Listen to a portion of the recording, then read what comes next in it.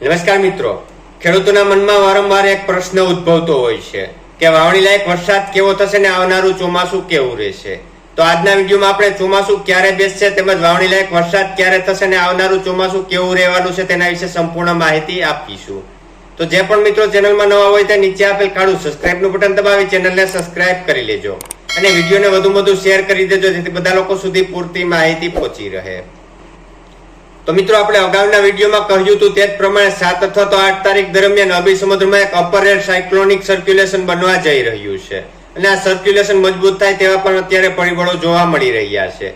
જો આ સર્ક્યુલેશન મજબૂત થશે તો ગુજરાતમાં 11 અથવા તો 12 તારીખ દરમિયાન વાવણી લાયક વરસાદ જોવા મળશે, પરંતુ સમય હજી ઘણો દૂર છે એટલે સમય નજીક આવતા સિસ્ટમમાં ઘણા ફેરફારો થતા હોય છે। તો જે પણ ફેરફાર થશે તે અમે વિડીયોના માધ્યમથી તમારા સુધી પૂરતી માહિતી પહોંચાડતા રહેશું। તેમજ મિત્રો, આખા ચોમાસા દરમિયાન વરસાદ કેવો રહેશે તેના વિશે પણ ખેડૂતના મનમાં એક પ્રશ્ન સતાવી રહ્યો છે, તો તેના વિશે પણ આજના વિડીયોમાં આપણે સંપૂર્ણ માહિતી મેળવશું।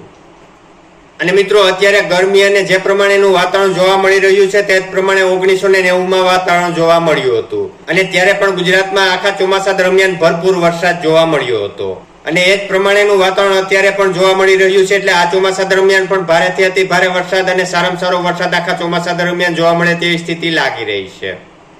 એટલે મિત્રો, આ વખતે ચોમાસું તો સારામાં સારું રહેવાનું છે, પરંતુ અરબી સમુદ્રમાં એક અપર એર સાયક્લોનિક સર્ક્યુલેશન બનવા જઈ રહ્યું છે તે કેટલું મજબૂત બને અને ગુજરાતને કેટલો ફાયદો કરાવે તેની માહિતી અમે સમય નજીક આવતા વિડીયોમાં આપીશું।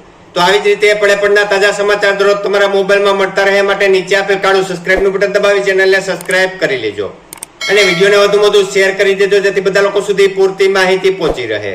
તો આ વિડીયોમાં આટલું જ, નવા વિડીયો સાથે ફરી મળીશું। આભાર।